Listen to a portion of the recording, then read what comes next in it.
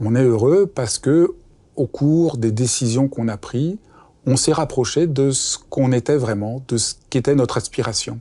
On pourrait dire on est fidèle à l'enfant qu'on a été, à ce désir qu'on avait quand on était enfant. Et c'est cette manière de ne pas s'être trahi, d'avoir essayé d'œuvrer au mieux de notre aspiration qui constitue le bonheur. Et c'est vraiment fondamental parce que si on comprend le bonheur comme ça, on est absolument délivré de l'idée, là, je traverse une difficulté, donc je ne suis pas heureux. Non.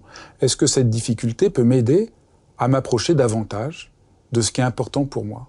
D'être fidèle à l'horizon vers lequel je veux me diriger, ce qui fait sens dans ma propre existence. Vous voyez, c'est vraiment à la fois très simple. On sent tous, sans même avoir besoin de le formuler de manière compliquée, qu'on est fidèle à soi-même. Et on sent bien à des moments que peut-être même sans être rendu compte, on a commencé à être porté par le courant, quelque part où ça ne va plus.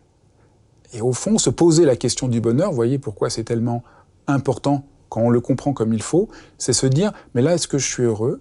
Ah, il y a quelque chose qui grince. Là, je suis plus en phase avec moi-même. Je suis en train de dévier, de me trahir, de perdre de vue ce qui faisait la direction centrale de mon existence.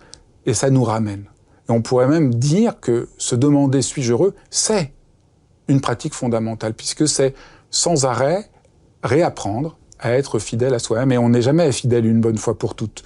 On a toujours, au fur et à mesure de la vie, à découvrir d'autres manières d'être fidèle à soi-même en se réinventant. Et ça, je crois que c'est une clé très importante pour être heureux. Moi, j'ai vécu une crise importante il y a une quinzaine d'années. J'étais dans un boulot, tout allait bien, j'étais apprécié, mais je sentais qu'il y a quelque chose qui n'allait pas. Ce que je faisais, j'avais le sentiment de pas vraiment être moi-même, et puis surtout les valeurs de la société entièrement orientées sur le profit, avec une forme de maltraitance des gens. Je me disais, mais si je reste là et que j'aide à promouvoir cette vision, il y a quelque chose qui me semblait ne pas fonctionner. Et donc, être fidèle à moi-même, ça a été de me dire, il faut que je change. Et ça n'a pas été facile, vous voyez, c'était une crise.